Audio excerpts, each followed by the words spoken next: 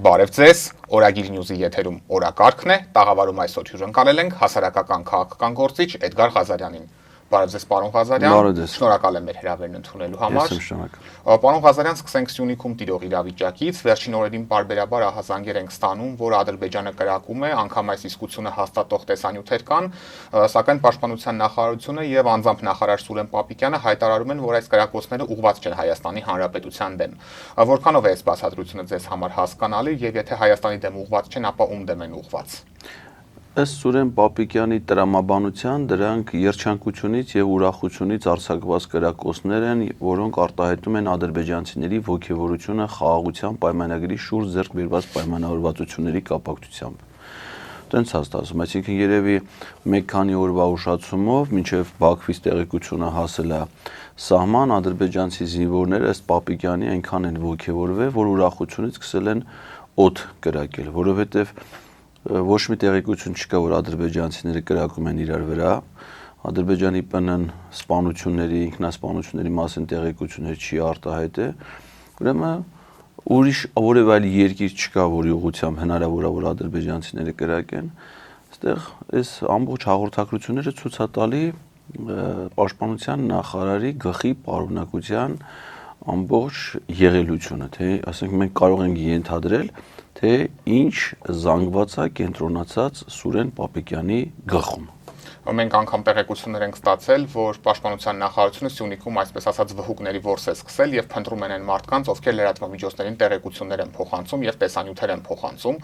Ինչի մասին է այս ամենը վկայում եւ ինչ խնդիր են փորձում լուծել այս ճանապարհով։ Դե բան է, լեն Ջայլամի պատմություն կա, չէ, որ Ջայլամը երբ որ գլուխը դնում ավազների մեջ, իրան թվում է, թե իրան քանի որ ինքը ոչ մեկին չի տեսնում, իրան թվում է, թե իրան էլ չեն տեսնում, էլի։ Հիմա այդ նույն բանն է, այսինքն փորձում են այդ ձևով ուղղակի տեղեկության տարածումը կանխեն։ Նույն ձևի բան եղավ, չէ՞, որ ադրբեջանցիները Նիկոլ Փաշինյանի պատուհանի տակ ադրբեջաներենով Ղարաբաղ են երգում, իրավապահները ոչ թե այդ ակնհայտ սադրանքի կազմակերպիչներին, ազգամիջյան սադրանք հրահրող կազմակերպիչներին փորձեցին չեզոքացնել, այլ քրեական հետապնդում սկսեցին այն մարդու դեմ, ով որ այդ տեսանյութը տարածել էր Facebook-ում։ Այսինքն մի բանը թող մեզ սպանում են, դե ոչինչ որ սպանում են, լուր նստեք, մինչև կգան բոլորիդ վերջնական կսպանեն, էլի։ Դուք ադրբեջանցիների ուրախության դրսևորում եք համարում այս կրակոցները, չնայած Հայաստանն ու Ադրբեջանը խաղաղության պայմանագրի տեքստը համաձայնեցրեցին եւ Հայաստանն ըստ էության բավարարեց Ադրբեջանի երկու պահանջները, սակայն տեսնում ենք, որ Ալիևը չի շտապում այս խաղաղության պայմանագիրը ստորագրել, ավելին սրում է իրավիճակը, Հայաստանին մեղադրում է իրավիճակը լարելու մեջ եւ այլն։ Ինչով եք այս ամենը բացատրում, ինչ խնդիր է փորձում Ադրբեջանը լուծել այս կերպ։ Որովհետեւ այդ փաստաթուղթը դա սկզբից կոչվում էր պայմանագիր, հետո ասեցին, որ դա համաձայնագիր է։ Այստեղ էլ մանիպուլյացիա կա։ Այո, եւ հետո պարզվեց, որ դա հռչակագիր է, այսինքն միակողմանի Նիկոլ Փաշինյանը ստանձնել է Իլհամ Ալիևի պահանջները կատարելու հանձնարարագիր, ավելի շուտ տենց է, այսինքն Իլհամ Ալիևը դրել է հանձնարարություններ եւ Նիկոլ Փաշինյանը նույնիսկ հայտարարեց հանրային հեռուստաընկերությանը տրված հարցազրույցում, որ ինքը հանձնարարել է ուսումնասիրել եւ գտնել նախադեպ արդյոք միջպետական պայմանագրեր կան, որոնք ստորագրել են ընդամենը մի երկիր, մի կողմ։ Պատրաստակամություն հայտնի։ Եթե չկա էլ ինքը այնց ասած դա շատ հետաքրքիր գաղափար է, ինքը պարզմա դրա մասին չի լսել, բոլորը շատերը իմացել են փաստորեն, որ այդպես հիմարություն եղել է, ինքը չի իմացել եւ ասում է, եթե նույնիսկ չի եղել, ուրեմն ինքը պատրաստ է լինի համաշխարհային դիվանագիտության պատմության մեջ այն առաջին երևելի գործիչը, պետության ղեկավարը, ով որ երկու պետությունների միջպետական համաձայնագիրը ստորագրում է միայնակ։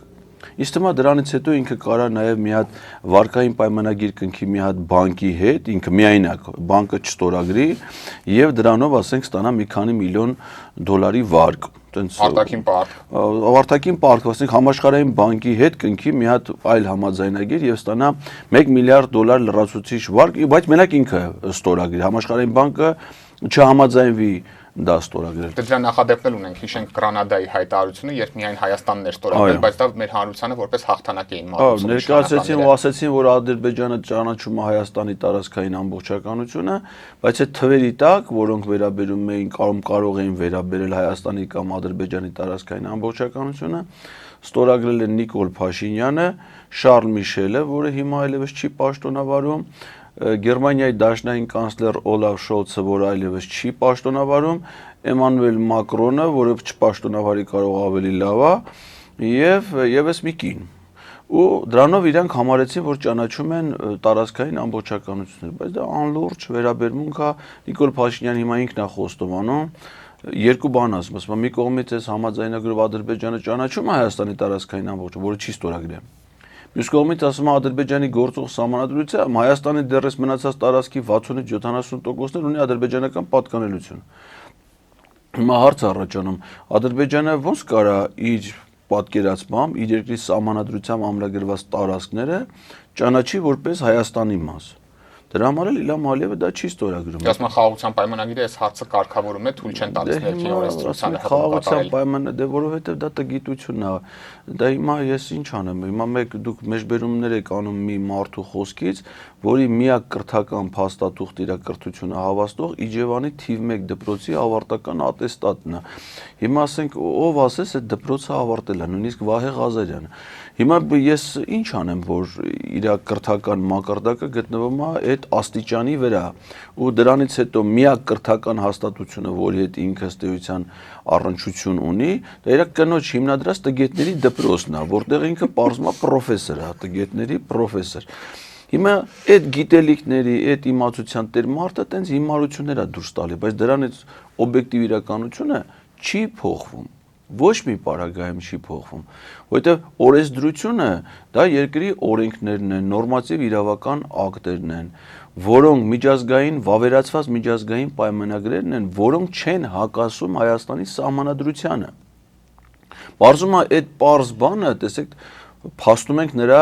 գիտելիքների այդ մակարդակը, չէ՞։ Պարզում է այդ պարզ բանը չի հասկանում նույնիսկ իրավագետի որակավորում ունեցող Արդարադատության նախարարի պաշտոնը զբաղեցնող կին, որը նույնիսկ արդարադատության գեներալի աստիճան ունի։ Եվ նա ասում է, որ նոր ինքը հիմա սահմանադրական փոփոխությունների հանձնաժողովի նախագահ է եւ երկնել է մի միտք, որ պետք է մշակվի մի սահմանադրություն, որը չհակասի մի երկրի հետ կնքվելիք ու չկնքված պայմանագրի դրույթներին, որը այդ երկիրը Հայաստանի ազգային անվտանգության գործող ռազմավարությամբ հանդիսանում է Հայաստանի Հանրապետության անվտանգային սպառնալիք թշնամական պետություն։ Հասկանում եք, այս համադրությունը ինչ է։ Եվ տարածաշրջանային նշանակություն ունենա։ Հիմա այս մարդկանց ասածները մենակ մի հոգու կարա հետաքրքրի։ Դա հատկապես կարևորագույն գործերով քննիչին կամ քննչական խմբի ղեկավարին կամ պատասխանատու բարեխիղճ դատախազի, որը այս ամենը լսելուց հետո պետք է անմիջապես վարույթ նախաձեռնի այս մարդկանց պաշտոնավարումը կասեցնելու եւ թույլ չտալու համար նոր հանցագործություններ իրականացնելու։ Օրենսդրությունը ասում եմ պետք է չհակասի սահմանադրությանը։ Սահմանադրությունը օրենսդրություն չի, եթե ինքը դա չի հասկանում, Ալիևը հասկանում, ասենք, ի տարբերություն իրեն, Ալիևը սովետական միության անվտանգության ծառայությունների գեներալ լեյտենանտի որդի է։ Ինքը տենց ընտանիքում է մեծացել, ինքը Մոսկվայում միջազգային հարաբերությունների համալսարան է ավարտել, ասպիրանտուրա է ավարտել, տեխնացուական ատենախոսություն է պաշտպան։ Ինքը հասկանում է ինչա սահմանադրություն, ինչա օրենք, ինչա միջազգային պայմանագիր։ Եթե ինքը դիմացինը իր նստածը դա չի հասկանում, ինքը ընդամենը օգտվում է նրա տգիտությունից, օգտվում է նրա անօգնական վիճակից։ Այստեղ մնում է, որ մենք չեզոքացնենք Իլհամ Ալիևին գոնե ինտելեկտուալ հարթությունում։ Գոնե ասենք նրա դիմաց նստացնենք համարժեք գիտելիք ու փորձ ունեցող մեկին, այլ ոչ թե մեկին, ով ըստ Իլհամ Ալիևի նույնիսկ կոլխոզ չի ղեկավարել։ Ցավոք սրտի ճիշտ է ասում, որովհետև Նիկոլ Փաշինյանը կոլխոզ չի ղեկավարել։ Ղեկավարել է ընդամենը մի փոքրիկ խմբագրակազմ, որի առանցքային դեմքեր եղել են ինքը կինը Աներձակ Վահագն Հովակիմյանը եւ մի ատամնատեխնիկ։ Պարոն Ղազարյան, երեք բավականին թեժ էր նաև իրավիճակը ազգային ժողովում, որտեղ Նիկոլ Փաշինյանը կրկին կորցրեց ինքնատիրապետումը եւ ոչ կոռեկտ բառապաշարով արտահայտվեց նախկին նախագահների հասցեին, նրանց բանավեճի հրավիրեց եւ այլն։ Ըստ ձեզ ինչի մասին է այս ամենը վկայում եւ ինչու է Փաշինյանը շարունակաբար նախկին նախագահներին ուզում բանավեճի հրավիրել, շատ լավ իմանալով, որ նրանք մերժելու են այս առաջարկը։ ու նաև շատ անմիտ իր բացատրություններով չի ասում, բանավեճի չեն գալի ինձ հետ, բայց իրանց երեխեքին, թորներին, չգիտեմ, հարսներին, փեսաներին, բաներ, դե լավ, ասենք հիմա ով է մեղավոր, ոչ դու ոչ նորմալ երեխա ունես, ոչ թոռ ունես, ոչ փեսա ունես, ոչ հարս ունես, անտերի պես մնացել ես, եթե մարդիկ քեզ շան տեղ չեն դնում, բառի բուն իմաստով, այդ չի նշանակում, որ նրանք ասելիք չունեն, կամ իրենց ասելիքը պիտի ինձ ձևակերպեն, ոնց որ դու ես պատկերացնում, ով ասում, որ ընդհանրապես քո հետ պետքա բանավիճել, այդ բանավեճի ինստիտուտը որտեղ է նախատեսված, դու հանրային ծառայող ես, վարչապետի պաշտոնը զբաղեցնող, դու պատասխանատու պաշտոնյա ես քո պաշտոնավարման շրջանի գործունեության,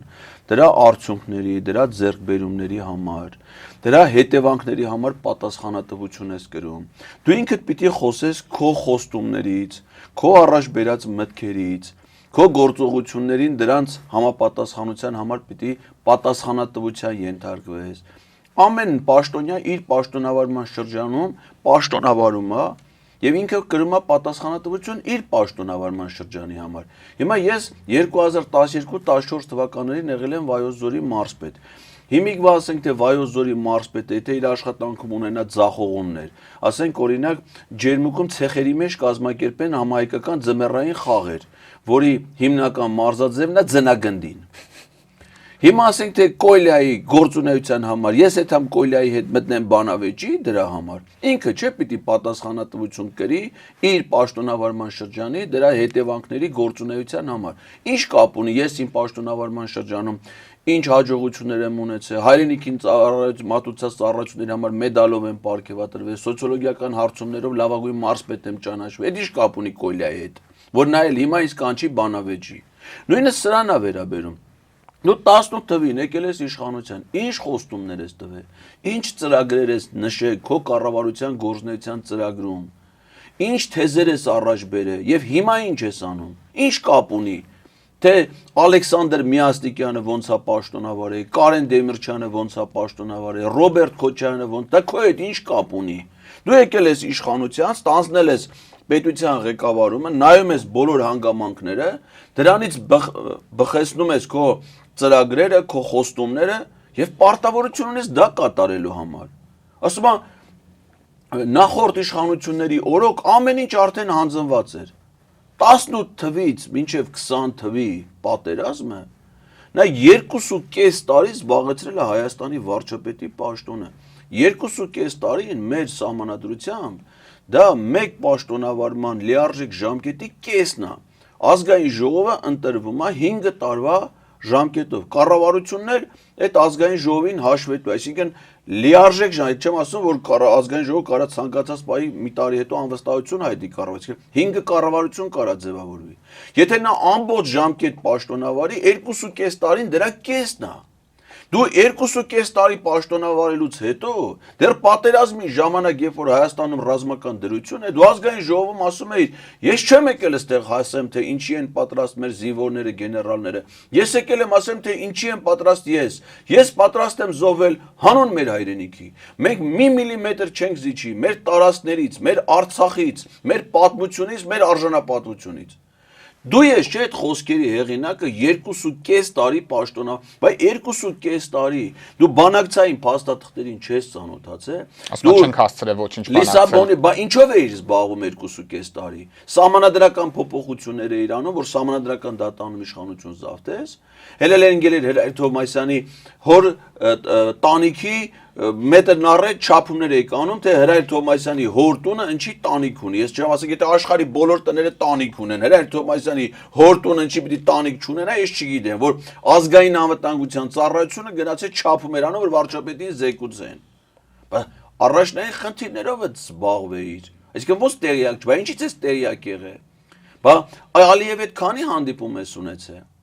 Բա ԵԱԿ Միսկի խմբի համանախագահների քանի այցելություն ա եղել տարածաշրջանը։ 19 թվի առաջարկները գնացել էիր, ասում ես, ես ասում ես հիշեք, ասում ես ամենաշատ Արցախ այցելած Հայաստանի ղեկավարն եմ։ Նախորդ ղեկավարները Ղարաբաղցի էին։ Ինքը ասում է, ամենաշատ Արցախ գնացածը ես եմ։ Մեն էլ ինչի էր գնացել, որովհետև թատերական ներկայացում կազմակերպելու համար որդին հրաժարվել էր վիճակահանությանը մասնակցելուց, դիմում էր գրել կամավորության սկզբունքով, որ ծառայությունը ժամկետային անցկացնի Արցախի պաշտպանության բանակում։ Վերցնում էր կնգան երեխեքի, մեկը պետական ուղղաթիռը։ Էթում էին Արցախ, հələ հիշեք։ Բոլորիս հաշվի։ Խարվաճառում գնացել էր մի հատ հսկիչ դրամարկային կտրոնի էր սպասում ժամերով։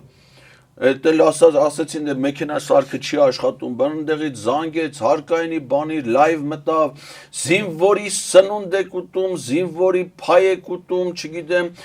պետությունը ընել են դեպքում, որ Արցախի օրենսդրությամբ, ասենք, շրջանառության հարկայինը դե կապ չունի շրջանառության ծավալ, հաստատագրված վճար են վճարել, այսինքն անկախ շրջանառության ծավալից հարկի գումարը նույնն է եղել։ Հիմա այդ քարվաճառը,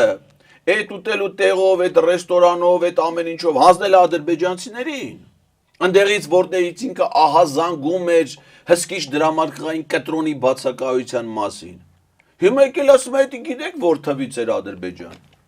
Ոնց որ հիմարի տեղ հիմա էլ մարդկանց ասում է, բանական մարդկանց ովքեր իրենց պատասխանատու պաշտոնավարումն են իրականացրել։ Եկել ասում է, եկեք այդ թեմայով բանավիճեն։ Քո հետ ով կգա բանավիճելու։ Դու պետական դավաճանություն, հանցագործություններ կատարածի մեկն ես, ասեն, ոնց որ մեկը մարդ սպանի, ասի հələ մատ եկեք նստեք, իմ հետ քննարկեք, տենակ եղեք, ոնց էլ ես դառա մարդասպան։ Իսկ նպատակը ուզում է առավելապես նախընտրական դիվիդենդներ շահել այս կերպ, թե այլ նախընտրական ով է թողնում նա գնա նախընտրականի։ Նա հանցագործա, նա պետքա նա այս պահի դրությամբ ազատության մեջ գտնվող ամենամեծ հանցագործն է, ամենավտանգավոր հանցագործն է, որը բացի դրանից, որ արդեն կատարել է ծանր հանցագործություններ, մնալով ազատության մեջ կատարում է նոր ավելի ծանր հանցագործություններ։ Ինչ բանավեճ, ինչ ընտրություն, ինչ քննարկում դրա հետ, նրան միայն պատասխանատվության պետք է ենթարկել այդ իր արածների համար։ Պարոն Ղազարյան, Փաշինյանը նաև հայտարարեց, որ Հայաստանը չպետք է շարունակի Ղարաբաղյան շարժումը, քանի որ Հայաստանի ժողովուրդը նման ցանկություն չունի։ Ձեր համոզմամբ Նիկոլ Փաշինյանը որտեղից է նման եզրահանգում կատարել եւ ժողովրդի կամ արտահայտությունն ինչպես է արտահայտվել, քանի որ գիտենք, ոչ հանրաքվե է տեղի ունեցել, իսկ 21 թվականի ընտրություններին էլ քաղաքացիական պայմանագիրը գնում էր անջատում հանուն փրկության օրակարգով, Շուշիի եւ Հադրութի դեօկուպացիայով։ Այդ հանձնարարությունները ինքը ստանում է երկու սուբյեկտից։ Մեկը հիմնական ուղիղ հանձնարարությունները ստանում է Ադրբեջանի նախագահ Իլհամ Ալիևից եւ Ալիևի միջոցով միջնորդավորված հանձնարարությունները ստանում է նաեւ Թուրքիայի նախագահ Ռեջեփ Թայիփ Էրդողանից։ Նիկոլ Փաշինյանը ադրբեջանա-թուրքական հեղափոխության առաջնորդն է։ 2018 թվականին նա կարողացել է զանգվածային խաբեության, խարդախության հետևանքով օգտվելով մեր ժողովրդի միամտությունից, պարզությունից, լավ ապագայի նրա խոստումներից, երկրում իրավիճակը ավելի լավը դարձնելու նրա սին խոստումներից մարդիկ խաբեության զոհ են դառել, ամբողջ հայ ժողովուրդը դարձել է խաբեության, խարդախության զոհ, եւ նրանք թույլատրել են, որ այս ադրբեջանա-թուրքական ռեժիմը հաստատվի մեր երկրում, եւ որ պայից որ հաստատվել է, նա մի կողմ է դրել ժողովրդին տված իր բոլոր խոստումները, իր բոլոր ծրագրերը, որոնցով որ խաբել է մեր ժողովրդին, եւ սկսել է իրականացնել դրա ճիշտ հակառակը եւ կատարել ադրբեջանա-թուրքական պահանջներ։ Իսկ ինչ է ցանկանում Ադրբեջանն ու Թուրքիան։ Առաջինը թալանել, կեղեքել հայ ժողովրդին։ Հարկերը բարձրացրել է, ստիպում է, որ մարդիկ նույնիսկ իրենց հարսանիքների եւ ծննդյան օրվա նվերները տանեն հայտարարեն, երբ որ գրանցված աշխատողներ են, sense tenants հարկերը վճարում են եւ դա պետության համար տեսանելի է։ Բարձրացրել է բոլոր տիպի հարկերը, турքերը, գույքահարկը, նույնիսկ ավտոմեքենան փողոցում կանգնացնելու турքերը 13 անգամ։ Այսինքն ինչ են արել զավթիչները, չէ՞, միշտ որ զավթում են ուրիշում։ Առաջին հերթին հարկերով են, չէ՞, հարստահարում են մարդկանց, որպեսզի խեղճացնեն, թույլ չտան որևէ մեկը ինքնուրույնություն ունենա, մի քիչ առողջ լինի, մի քիչ իրեն կարողանա դրսևորի հարկերով, դրանից հետո ինչ են անում, սպանում են այդ ժողովրդի, այն ամենա առողջ, ամենաակտիվ, չէ՞, վերարտադրվող հասարակությանը, այսինքն սպանում են, ֆիզիկապես ոչնչացնում են, ցեղասպանության են ենթարկում եւ դրանից հետո տեղահանության են, ասում են դա մնացածն էլ որը մնացել է հեռացեք ստեից։ Ինչպես արևմտյան Հայաստանում։ Ինչպես արեցին, հիմա նույն բանը, ասենք հիմա Հայաստանում հաստատվել է ադրբեջանա-թուրքական իշխանություն։ Դրանք էլ ինչ են անում, այս իշխանությունը ծառայեցնում է մեր ժողովրդի օրինական իշխանությունը թշնամական շահերի։ Այո, խոստանում են մի բան, գալի ասում են, հիմա ասենք օրինակ Գյումրիում ընտրություն է, չէ՞։ Այն մի հատ սարիկը, որը մահիկի թաքնված է, ասենք թե ներկայանում է որպես սարիկ, բայց տակը մահիկ է։ Հիմա այս մահիկը ժպիտով գալիս է մարդկանց խաբելու, կտիրանան ժողովրդի իշխանությանը, հետո ինչ կանեն։ Այն ինչ որ արեցին Երևանում, չէ՞։ Ավինյանը ինչ էր խոսում, ասում էր ես որ գա, ինչ ասեք, կանենք։ Ով ասաց իրան, որ կարմիր գծերի տուրքը պիտի սարքի 160,000։ Մի Երևանի բնակիչ գնացել է, ասի, պարոն քաղաքապետ, շատ եմ խնդրում, էլի, ամոթելը մարդես 12,000 դրամ է վճարում, ամաչում է, որ այդքան քիչ է վճարում։ Հայրն է ասել, պարոն Խնդրում եմ, էլի, շատ եմ խնդրում, սարքեք 160,000 դրամ։ Այս ամբողջ երևանցիները հավաքվան գնացին, ասին, պարոն քաղաքապետ, խնդրում ենք, էլի, մարդ ամաչում է այդ 100 դրամ։ Այս քանի տարի լավ մենք պիտի 100 դրամ վճարենք այս տրանսպորտին։ Բես սարքի 300 դրամ, լավ գոնե 150 էլի որ ամեն մեկը չկարողանա տրանսպորտ նստել։ Պահանջը հիմա նույնը մահիկն է, չէ՞։ Մահիկը հեսա կժպտալով կետակ, խափ-խփի ժողովրդին, եթե դրա իշխանությանը տիրացավ, անմիջապես անցնելու են թշնամական օրակարգի սպասարկմանը։ Դրա համար մի ձև գոյություն, մարդիկ պիտի գիտակցեն, որ իրանք թշնամու հետ գործ ունեն։ Եվ թույլ չտան, որ իրանց հետ այդպես վարվեն։ Հակառակ դեպքում նրանք կործանում են, դեպի մահ են տանում են։ Հիմա ասում եք Արցախյան շահ, ասում եք ոչ միտեղ գրած չի, հանրակրվեց չի։ Այո, Ադրբեջանը պահանջել է նրա ասածներից որ մեկն է հիմիկվա ասածներից որտեղ է գրած։ Որտեղ է գրած, որ ԵԱԿ Միսկի խումբը պիտի լուծարվի։ Կառավարության գործնեության ծրագրում ինչ իրագործելու պարտավորություն ունի որպես վարչապետ։ Գրածա, որ տարածաշ ոչ միայն Լեռնային Ղարաբաղի խնդրի լուծումը, նրա կարգավիճակի վերջնական ճշգրտում, այլ տարածաշրջանային անվտանգության խնդիրները պետք է լուծվեն ԵԱԿ Միսկի խմբի համանախագահության ձևաչափում։ Որտեղ է գրած, որ Հայաստանը պիտի դադարեցնի իր անդամակցությունը ՀԱՊԿ-ին։ Կառավարության գործնեության ծրագրում գրածա ճիշտ հակառակը, որ Հայաստանը պիտի շարունակի զարգացնել, խորացնել իր հարաբերությունները ԱՊՀ շրջանակներում, ԵԱՏՄ ձևաչափում, ՀԱՊԿ-ի շրջանակներում։ Լրիվ, ասինքն գրում է մի բան ժողովրդին, գիտի որ ժողովրդին այդ պահին դա է դուր գալու, դա է ժողովուրդը ճիշտ համարում։ Գրում է, խաբում է մարդկանց, իշխանությունը վերցնում է, անում է դրա ճիշտ հակառակը։ Պարոն Ղազարյան, նույն տրանսպորտի մասով քաղաքային իշխանությունները պնդում էին, որ բոյկոտը տապալվել է եւ սակավաթիվ մարդիկ են, ովքեր չեն վճարում այս տրանսպորտի թանկացված ուղևարձը, սակայն արդեն շրջանառության մեջ են դրել մի նախագիծ, որով առաջարկում են չվճարող քաղաքացիներին տուգանել 15-ից 18,000 դրամով։ Ձեր դիտարկմամբ որքանով է այս նախագիծը իրավաչափ եւ եթե սակավաթիվ են բոյկոտողները, ինչու են նման նախագիծ բերում։ Նախ Էս ինչ է ցույց տալի, որ սրանք ընկած են իրենց որոշումների հետևից որոշումներ կարգավորելով։ Միայն տրանսպորտի թանկացման որոշումը մինչև ուժի մեջ մտնելը փոփոխվել է ուշադրություն 4 անգամ։ Այսինքն որոշումը կայացրել են մինչև դրա իրագործումը 4 անգամ փոխել են։ Վերջինը նախորդ օրը։ Վերջինը, ասենք, ուժի մեջ մտնելու նախորդ օրը երեկոյան, ժամը երեկոյան 4-ի 5-ի կողմերը որոշումը կայացրել են, առավոտը ժամը 7-ին մետրոյում արդեն մեզ ասում են վճարեք 150 դրամ, ժամանակ չտալով քաղաքացուն նույնիսկ դրա հետ հարմարվելուն, դրան պլանավորելու։ 4 անգամ մինչև ուժի մեջ մտնելն են փոխել։ Հիմա էլ ուժի մեջ մտնելը դրա հետևանքների հետ գործ ունեն։ Ռացիոնալ ճիշտ իշխանությունը այս ամբողջ համալիր համակարգը քննարկում է միաժամանակ, չեմ ասում, որ բազմաթիվ վեճեր կան, ես հիմա ինքս դատարան եմ դիմել, դիմեցի իրավապահ մարմիններին, վարույթ չեն նախաձեռնել, դիմել եմ դատարան։ Մետրոյի մասով։ Մետրոյի եւ տրոլեյբուսների մասով։ Այդ որոշումը մետրոյին ու տրոլեյբուսներին չի վերաբերում, դա միայն ավտոներին է վերաբերում, մետրոն պիտի լինի 100 դրամ, տրոլեյբուսը պիտի լինի 50 դրամ, դրա ուղևորը չի փոխվել դրա գինը։ Ընդ որում, հələ հեսա վարույթը, որ նախաձեռնվի, ամեն ինչ պարզվելու է։ Երևանի ավտոբուսները շահագործում է Երևան ավտոբուս ՓԲ-ն, մետրոպոլիտենը Կարեն Դեմիրճյանի անվան Երևանի մետրոպոլիտեն ՓԲ-ն, տրոլեյբուսները Երևան էլեկտրատրանսպորտ ՓԲ-ն։ Քաղաքացիական օրենսգրքով ասում է, որ իրավաբանական անձ, այսինքն ՓԲ-ն, ունի սեփականատիրոջից առանձնացված գույք, այսինքն Երևան համայնքից առանձնացված գույք։ Իրականացնում է ինքնուրույն ձեռնարկատիրական գործունեություն։ Հետևաբար, ասենք, հիմա Երևան ՓԲ-ի, այդ ավտոտրանսպորտ ՓԲ-ի որոշում մետրոպոլիտենի փողը հիմա ով է տալի։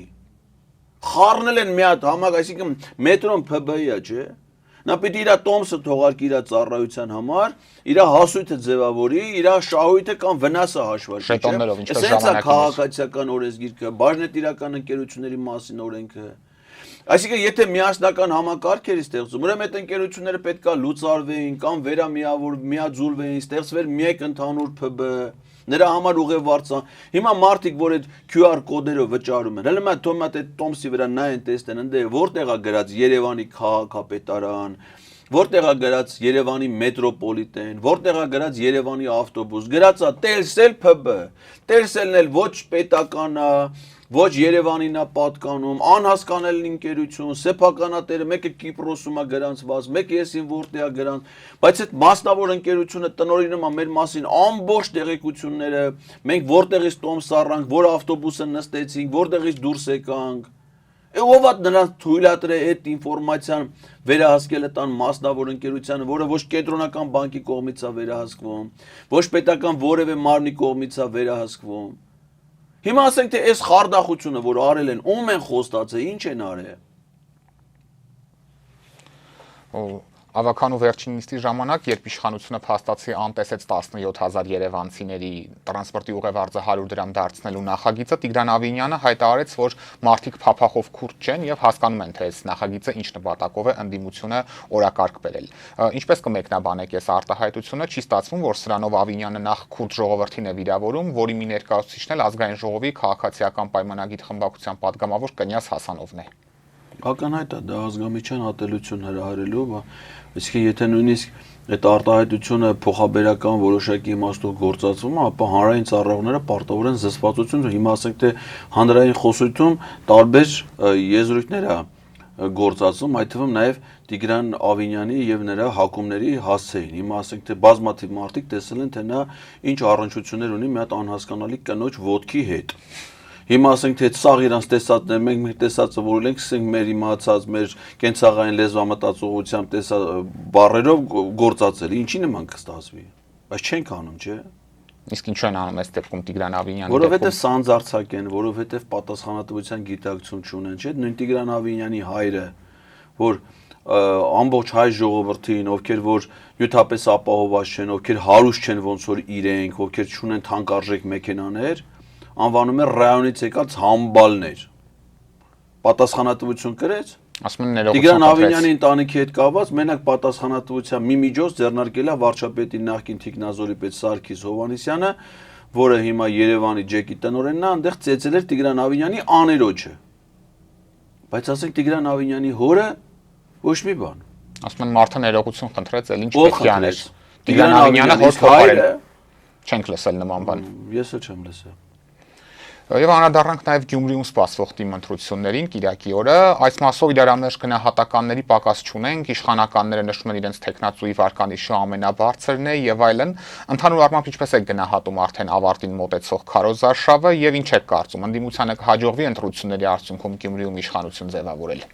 Այսօր այս պահին, երբ որ հիմա տեսագրվում է մեր հաղորդումը, Գյումրիում ընդդիմադիր տեխնացուներից մեկի գրասենյակում ոստիկանությունը իրականացնում է խոզարկություններ եւ լայնածավալ այլ գործողություններ։ Մամուլում տարածված տեղեկատվության համաձայն դրա նախաձեռնությունը պատկանում է ազգային անվտանգության ծառայությանը, որը ձեռք է բերել օպերատիվ որոշ տվյալներ։ Ազգային անվտանգության ծառայության Շիրակի մարզային վարչության պետը Գյումրիի քաղաքապետի իշխանական տեխնացու Սարիկ Մինասյանի ազգականն է։ Դրանից առաջ ոստիկանությունը բերման էր ենթարկել քաղաքապետի ընդդիմադիր տեխնացու Վարդան Ղուկասյանին, նույն օրը բաց էին թողել նրա գործողություններում տվյալ պահին հանցակազմի բացակայության պատճառով։ Երեք վարչապետ Նիկոլ Փաշինյան ազգային ժողովում նրա հասցեին ելույթ է ունեցել գետնին խփելու, ասֆալտին պարկասնելու օրակարգով։ Այսօր մամուլում արդեն կան տեղեկություններ, որ դատախազությունը ուսումնասիրում է Վարդան Ղուկասյանի հայտարարությունները եւ այդ մասին հոդված է տպում Հայկական ժամանակ օրաթերթը, որի գլխավոր խմբագիրը վարչապետի ընկերուհին է Աննա Հակոբյանը։ Մի քանի օր առաջ քննչական կոմիտեն Երևան էր հրավիրել, Երևանի կենտրոն Մարաշի բաժին քննչական կոմիտեի, ընդդիմադիր մեկ այլ տեխնացու Ռուբեն Մխիթարյանին, որը պարզում է 2024 թվականի մայիսին 11 ամիս առաջ ավտոմեքենայ վարել, չունենալով այդ պահին վարորդական իրավունքի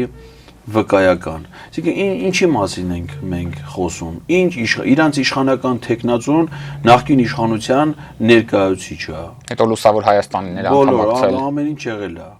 Հələ կյանքն արջևում է, շատ երիտասարդ։ Այնից թվում է Ենի Ադրբեջան կուսակցության անդամ է կդառնա։ Իսկ այս ռեպրեսիաներով նպատակ ունեն ընդդիմադիրներին եւ քաղաքացիներին ահաբեկել, որպեսզի Այո, եւ հիմա ասեք նույն այդ Սարիկի նախընտրական ցուցակը ումից է կազմված։ Ես երեք հատուկ հիմա ես այսօր երեկոյան թեմատիկ զրույց ունեմ այդ թեմայով։ Նստել նայել եմ կենտրոնական ընտրական հանձնաժողովի կայքում նրանց ներկայացրած այդ տեղեկությունները տեխնացուների մասին։ Հենց մտեք նայեք ԿՊ-ի համամասնական այդ PDF-ով ֆայլերը դրած է։ Գյումրի այսինչ ավագ դպրոցի տնօրեն, այսինչ դպրոցի ուսուցիչ, այսինչ երաժշտական դպրոցի տնօրեն, այսինչ պոլիկլինիկայի տնօրեն։ այսքան գործ ունեն վարչական ռեսուրսի ակնհայտ կիրառման հետ այս դեպքում։ Բայց վարչական ռեսուրս էլ ո՞րն է անում։ Էլ չասեմ ֆինանսական համակարգը, Transparency International կազմակերպություններ, չէ, ասել որ բանը քաղաքացիական պայմանագիր կուսակցության ֆինանսական համակարգը թափանցիկ չի, տեսանելի չեն այդ անանուն նվիրատվությունները, մուտքերը, ծախսերը ինչ ուղղությամբ են, հատկապես նախընտրական շրջանում այդ ուսումնասիրությունները կատարել էին Երևան համայնքի ավականու հերթական ընտրություններից հետո։ Նույնը հիմա է, չէ, Նիկոլ Փաշինյանը հավաքել է կառավարության բոլոր անդամներին, չգիտեմ, քաղաքացիական պայմանագիր կուսակցության պատգամավորներին, հələ գնացել են Գյումրիում դրամավակ էին կազմակերպում։ Գնացել են ըստից,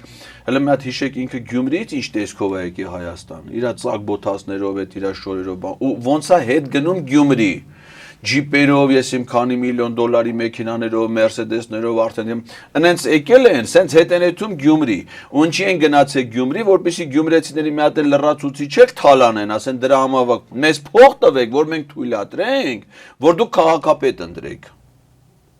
Վստահ եմ, որ գյումրեցիները այդ բանը չեն անի եւ դրանք ակնհայտ տապալելու են եւ տեխնացուների դեմ իրականացվող գործողություններից կարելի է գնահատել նրանց իրական վարկանիշը։ Իսկ այս ամենը այսքան հակառակ ազդեցություն կունենա Գյումրիում։ Այն ասենք են ֆայտոն նստող մարդու հետևից չեն այդ։ Ասենք գիտեն իր զրան ոչ 1%-ով ոչ մի վնաս չկա, եթե լինել իրանց տեխնացունա, չէ, կամ ասենք հարսիկը։ Եվ այս առումով պարոն Ղազարյան, եթե ընդդիմադիրները ավականիում քանակական մեծամասնության հասնեն մանդատներով, ինչ եք կարծում, նրանց կհաջողվի տարաձայնությունները մի կողմ դնել եւ կոալիցիա ձևավորել Գյումրիում։ Կարծում եմ, այո, եթե այլ ներգործություն չլինի, որովհետեւ Երևանում տեսել ենք դրա օրինակները։ Գյումրիում ենք տեսել։ Գյումրիում նախորդ ընտրություններին ԿՊ-ն երկրորդ տեղն ա եղել, պարտվել են, այն ժամանակ էլ իրանց ցեգնացուն ոչ թե գործող քաղաքապետներ, այլ գործող մարզպետը Շիրակի համամասնական ցուցակը գլխավորում։ Պարտվեցին Բալասանյան դաշինքին։ Բալասանյան դաշինքը նախընտրական շրջանում հայտարարել էր, որ ավականի անցած ցանկացած ուժի հետ համագործակցության կգնան բացի ԿՊ-ից։ Հետո ինչ տեղ ունեցավ։ ԿՊ-ն երկրորդ տեղն էր, Բալասանյան դաշինք ձերբակալություններ, ելի նույն ԱԱՑ, Բալասանյան դաշինքի կողմնակիցներին ձերբակալեցին, ստիպեցին Բալասանյան դաշինքը համաձայնագիր կնքեց ոչ թե մյուսների, ում հետ որ խոստացել էր որ կնքեր, այլ նրա հետ ում որ ասել էր որ երբեք դրա հետ չի կնքի։ Հետո իրենք դուրս եկան։ Դուրս չեկան։ Հետո տեսան ԿՊ-ն տեսա որ չի կարողանում, նրանք մտածում էին որ այտենց ինչ որ ձևական քաղաքապետը կլինի, փաստացի ղեկավարում իրենք իրականացնեն։ Քաղաքապետի մի տեղակալ ազգանուններ Պապիկյան, օդկրակող, մյուսն էլ Աննա Հակոբյանի մորքուրի թոռ։ Հիմա երկրորդ համարն է։ Մտածում են որ դրանց միջոցով կիրականացնեն քաղաքապետը թույլ չտվեց այդ ապօրինի իշխանազավթումը, ասաց ես եմ քաղաքապետ, մենք ենք, դու տեղակալ եղես, քեզ հանձնարարություն կտամ, չէ՞, ինչ որ կանոնադրությամբ նախատեսված է։ Այսինքն վերային կառավարում են ուզում անել, որը չեղավ։ Քաղաքապետը ասում է, կանոնադրությամբ ինչ է գրած, տեղակալը կատարում է քաղաքապետի հանձնարարությունը, նստի տեղը հանձնարարություն կտամ կանես, չէ՞, դա չես անի։ Սրանք չհաշտվեցին այդ իրողության հետ։ Ու իրեն ԿՊ-ն ինքն է դուրս եկել այդ համաձայն։ Դուրս գալուց հետո ինչա տեղ ունեցել, Բալասանյանի մի տղուն կանչեցին Երրակում Հայաստանի դեսպանի պաշտոնից, մյուս տղուն ձերբակալեցին օդանավակայանում, Սամվել Բալասանյանին հայտարարեցին միջազգային հետախուզում, մարդը բուժման նպատակով գտնվում է արտասահմանում, հետո եկան ասեցին են ցուցակի ներքևի համարները թող դիմումը գրեն դուրս գան, նոր դրանից հետո ավականու անդամները։ Անկամ այդ պարագայում, երբ որ Բալասարյան դաշինքը դուրս էր եկել, ավականու անդամների թիվը դեռ օրենքով սահմանվածից կեսից ավելի էր, այսինքն ավականին դեռ կարար նիստ աներ եւ ընտրել քաղաքապետ իր կազմից, բայց դա չարեցին, իրան ԿՊ-ի ավականու անդամները չգնացին նիստի 2 ամիս, տապալվեց իշխանությունը Գյումրի քաղաքում, հիմա այնտեղ կատարյալ ճգնաժամ է։ 2025 թվականի բյուջեն հաստատված չի, ծախսերն իրականացում են 24 թվի համամասնություններով։ Ավականին արդեն 6 ամիս է դառնում, ոչ մի նիստ չի գումարել, համայնքային նշանակության ոչ մի որոշում չի կայացրել։ Կատարյալ ճգնաժամ են ստեղծել, էլ ինչի համար, որպեսզի զավթեն իշխանությունը հետ կա։ Բայց հիմա դրանք կթողնեն, որ համայնքի բնակիչները գյումրեցիները իրենց կամքով գնան իշխանություն ձևավորեն, այդ իշխանության եկած մարդիկ էլ ինքնուրույն որոշումներ կայացնեն, թե ում է դաշինք կազմի։ Այսինքն նաև հակված եք կարծել, որ պարտության դեպքում ԿՊ-ն չի հանդուրժելու այս պարտությունը ու նույնն ենք տեսնել, ինչ նախորդ Վանաձորում հանդուրժել է, բա որ հանդուրժել է Մամիկ Օնաստայան 2.5 տարի բանտում ինչ էր անում։ Մյուս համայնքներում հանդուրժել են, Գորիսում հանդուրժում էին, որ Արուշայանը ընտրվի համայնքապետ։ Որ Ալավերդիում հանդուրժեցին, որ ապրելու երկիր կուսակցության ներկայացուցիչ ընտրվել էր համայնքի ղեկավար, մի տարի հետո այդ պարտված տեխնացուն, որ ազգային ժողովի падգամավոր էր, Արեն էր, եսի ինչ էր։ Մկրտչյան։ Գնացել էր ընդ նստել էր ավականու նիստին ազգային ժողովի падգամավորը, թույլ չէին տալի, որ ընտրված քաղաքապետը գա ավականու նիստ վարի, ու տենց համայնքի ղեկավարի լիազորությունները վաղաժամկետ դադարեցրեցին 1 տարի հետո։ Փարակար, հիմա չի անդե ընտրություն։ Նույնը ընդեղ էր, չէ։ Գնացին պարտվեցին, չեք հիշում, Փարակարում 2021 թվին 2 երթման արարողություններ, մեկը քաղաքապետարանի բակում, մեկը շենքում։ Վարդենիս ոստիկանության պատնեշեն կազմել, թույլ չէին տալի ընտրված ավականու անդամները մտնեն քաղաքապետարանի շենք, որ ավականու առաջին նիստը անցկացնեն։ Սրանք որտեղ են թույլ տվել, որպեսզի ժողովուրդը իշխանություն ձևավորի։ Եվ պարոն Ղազարյան, նաև կարծիքներ կան, որ եթե ԿՊ-ն Գյումրիում պարտվի, ապա այս պարտությունը արդեն համապետական մակարդակում էլ ազդեցություն կունենա եւ կարագացնի իշխանափոխության process-ը։ Դուք կիսում եք այս տեսակետը։ Իշխանափոխության process-ը պետք է իրականացվի ոչ թե ընտրությունների միջոցով, սրանք ընտրություն չեն կարող կազմակերպեն, սրանք Վահագն Հովակիմյանի չեն տարեդրել կենտրոնական ընտրական հանրաժողովում, որ ինքը կինդեր ձվիկներով վիճակահանություններ կազմակերպի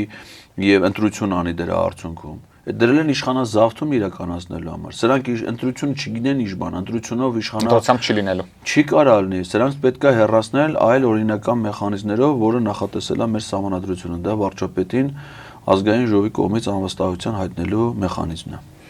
Պարոն Ղազարյան, շնորհակալ եմ հետաքրքիր զրույցի համար։ Ես եմ շնորհակալ։ Օրակարգն այսօր այսպիսին էր, այն ամփոփեցինք հասարակական քաղաքական գործիչ Էդգար Ղազարյանի հետ։ Կհանդիպենք։